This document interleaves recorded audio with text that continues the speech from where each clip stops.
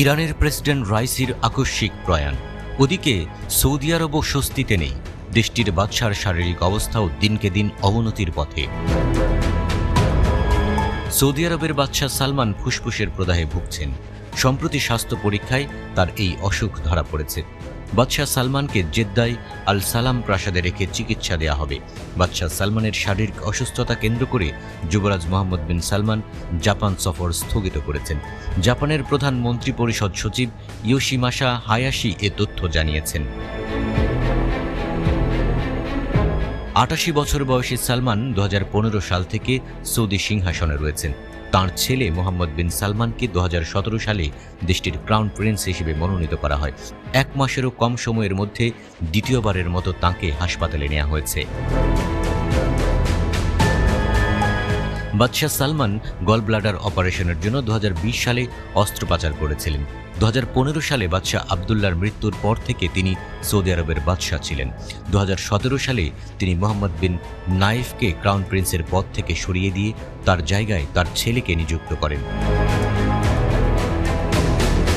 বিশ্বের বৃহত্তম অপরিশোধিত তেল রপ্তানিকারক দেশ সৌদি আরবের বাদশাহ সালমানের স্বাস্থ্য নিয়ে কয়েক বছর ধরেই জল্পনা কল্পনা চলছে। বাদশাহ সালমান সিংহাসনে আরোহণের আগে কয়েক দশক ধরে রিয়াদের গভর্নর এবং দেশের প্রতিরক্ষামন্ত্রী হিসেবেও দায়িত্ব পালন করেছেন। রাজা হিসেবে তাঁর শাসনামলকে মূলত তার ছেলে ক্রাউন প্রিন্স মোহাম্মদ বিন সালমানের দ্বারা পরিচালিত উচ্চাকাঙ্ক্ষী সামাজিক ও অর্থনৈতিক সংস্কার দ্বারা চিহ্নিত করা হচ্ছে। এসবের মধ্য দিয়ে দেশের তেল নির্ভর অর্থনীতি থেকে বেরিয়ে আসতে চাইছে ক্রাউন প্রিন্স। গত ৭০ বছর ধরে সৌদি আরবের প্রতিষ্ঠাতা বাদশাহ আব্দুল আজিজ বিন আব্দুল রহমান আল সৌদের সন্তানেরা দেশটি শাসন করে এসেছেন। আব্দুল আজিজের ৩৪ পুত্রের মধ্যে সর্বশেষ পুত্র হিসেবে বর্তমানে ক্ষমতায় আছেন বাদশাহ সালমান। ২০১৭ সালে তিনি নিজ পুত্র মোহাম্মদ বিন সালমানকে উত্তরাধিকারী হিসেবে বেছে নেন। ক্রাউন প্রিন্স মোহাম্মদই দেশটির প্রকৃত নেতা হয়ে ওঠেন। ক্ষমতায় অধিষ্ঠিত হওয়ার পর তার বাদশা হওয়ার পথে সম্ভাব্য সব প্রতিবন্ধকতাকেই দূর করেন তিনি। কারারুদ্ধ করেন আব্দুল আজিজের একমাত্র বেঁচে থাকা পুত্র যুবরাজ আহমেদকে।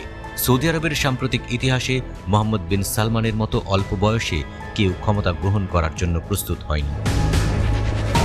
একজন সৌদি শাসকের মৃত্যুর পর তার উত্তরাধিকারের ক্ষমতা গ্রহণ সাধারণত বেশ দ্রুত ও নির্বিঘ্নেই সম্পন্ন হয়। রাষ্ট্রীয় আইন অনুসারে ৩৪ সদস্যের রাজনৈতিক ও নিরাপত্তা কাউন্সিলের আনুগত্য পেলেই আনুষ্ঠানিক স্বীকৃতি পেয়ে যান নতুন বাদশাহ। একজনকে ক্রাউন প্রিন্স ঘোষণা করেই সাধারণত সৌদি বাদশাহ তার রাজকার্য শুরু করেন। MBS হবেন রাজা পরিবারের নতুন প্রজন্মের প্রথম বাদশাহ।